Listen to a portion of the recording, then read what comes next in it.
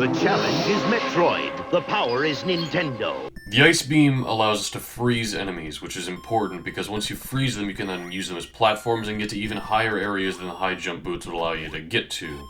So for example, these ball enemies jumping all around here, we can freeze them so that they aren't as much of an issue. And then we use them as platforms. Although if you shoot them again, they do unfreeze, which is a bit annoying because now we actually do half the damage we normally would do. We only do any damage to them after we hit them with the Ice Beam a second time and unfreeze them like so. So enemies take quite a while to kill now. But the Ice Beam is necessary in order to beat the game, so I might as well grab it now. And it also does help in traversing in areas like this, where again, we want to use him as a platform. So we'll go ahead and freeze him, jump on him, or try to anyway. You know, the fastest way out of this is probably just... yeah, there we go. Alright, back at it with Metroid, and we're going to be exploring yet even more of Norfair. In fact, we're going to be going even deeper in the same path we went before. You know, we went super far into Norfair. I suppose at any point here I could go back to Brinstar and get that energy tank that required the high jump boots. That is one option you can always do in case getting through this whole area is too difficult. So once again, we're going to go ahead and blow this up. Wait, no, we don't want to go down here. This is how we get to Ridley's lair. That's where we can get to fighting him, but we don't want to do that. We want to go back where the high jump boots were. Which, this is the way to the high jump boots, right? I think it is. Maybe it's best to just freeze the enemies and move on. Ow. Yeah, it's going to be quite challenging. Let's actually head back to Brinstar. Man, look at all these enemies who do so little damage to us compared to the guys in Norfair.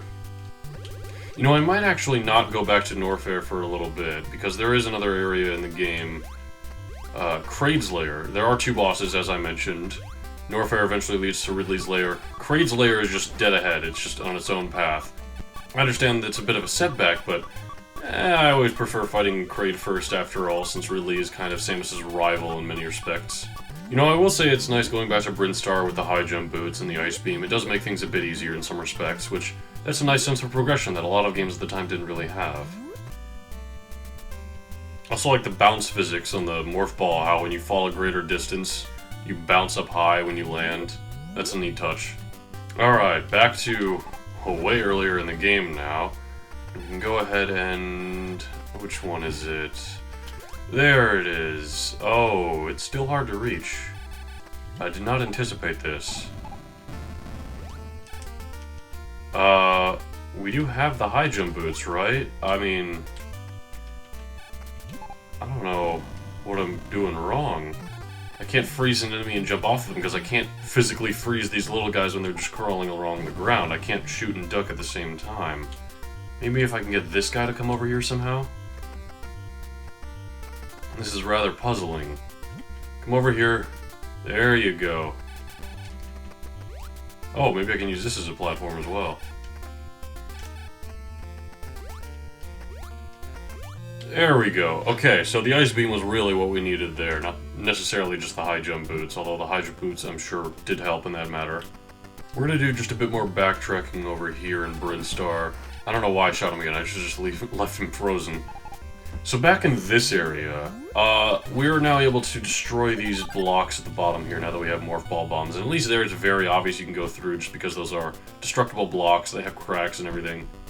And this is the same area where you get the Morph Ball bomb in the first place, so you can kind of tell that's where you're supposed to go at some point.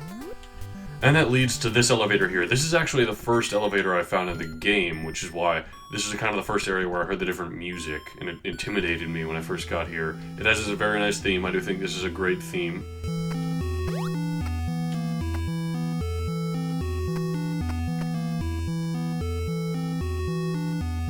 The more animated, intricate design of these crawling guys, all the steel around here, this makes this place feel more scientific, and the music definitely helps that as well.